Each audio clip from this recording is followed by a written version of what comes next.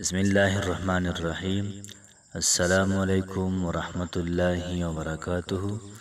امید در کوم چې تاسو ټول په ټیک ټاک الله پاکم خوشاله آباد ساته. الله پاک دې موږ او تاسو ټول د چا محتاج نه. الله پاک دې صرف موږ او تاسو ټول د خپل بندګۍ محتاج ساتي. تاسو ګورئ په دې وخت کې وظایف کې دنیا چینل او زه تاسو ته مخاطب یم د یوې نوې ویډیو سره. نن چې کومه زموږ وظیفه ده دا وظیفه ډېره زیاته پاورفل ده. د انسانانو چې څومره امیدونه دي، د انسانانو چې څومره ارمانونه دي، دغه رنګې که دا نارینه دي که دا زنانه دي، دوی څومره حاجتونه دي. د ټولو حاجتونو پوره کېدو دپاره نن د یا الله وظیفه دا لازمه وکړئ. یاد ساتئ چې د یا الله وظیفه دا 3 ورځې ده. نو کم وروڼه کم خویندې دا وظیفه کول غواړي نو هغوی له پکار ده چې مکمل یقین سره دا وظیفه وکړي. د چا کوئی یقین نه وي نو بیا داسې ځانه ټایم دا نه ضایع کوي. ثواب به ورته میلاویږي خو لیکن کار به نه کېږي. نو مکمل یقین سره، مکمل دهانه، مکمل توجه سره د الله پاک د اسم اعظم، د الله پاک د یو نوم یا الله دا صرف 3 ورځې ویل دي. انشاءالله العزیز ستا ټول مشکلات دا به ختم شي، ستا ټول حاجتونه دا به پوره شي، ستا چې څومره امیدونه دي، ستا چې څومره ارمانونه دي او دغه رنګ ستا په زړه کې چې څه دي دا ټول به الله پاک دا قبول کړي او دا به الله پاک په هر طریقې سره حل کړي. ځکه چې الله پاک علیم بذات الصدور دی. د ټولو خلکو په زړونو باندې الله پاک دا خبردار دی. چې کله موږ داسې قسم دا وظیفه کوو نو الله پاک ته پته لګي الله پاک په زړونو باندې خبردار دی. لازماً به الله پاک زموږ او ستاسو حاجت دا پوره کوي. لازماً به الله پاک زموږ او ستاسو مشکل دا به حل کوي. دغه رنګې زموږ دا سرونه دي هغوی د کاروبار مسله ده. 3 ورځې تاسو د کاروبار دپاره د یا الله دا وظیفه وکئ په دغه ښودلې شوې طریقه باندې.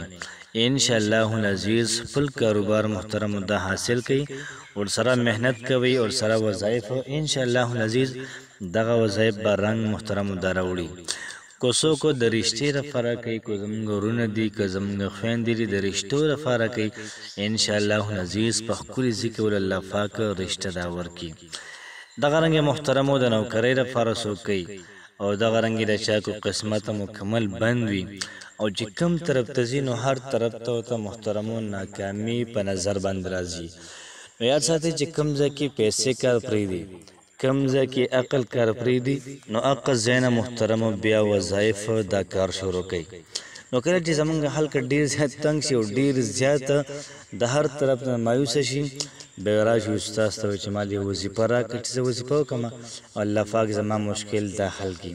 نو راځئ زه تاسو ته نن یو داسې پاورفل او داسې زبردسته وظیفه ښایم انشاءالله العزیز ستاسو مشکلات دا په 3 ورځو کې دا پوره شي. یاد ساتئ چې د وظیفې لپاره شرطونه دا دي چې موږ به 5 وخته مونځ کوو، ورسره به د قرآن مجید تلاوت کوو، ورسره به د الله پاک نه دعاګانې کوو، دغه رنګې ګناهونه به دا نه کوو. نن زموږ وظیفه داسې ده چې کم کسان دا وظیفه کول غواړي نو هغوی له پکار چې 3 ورځې به ځان لپاره محتس کړي.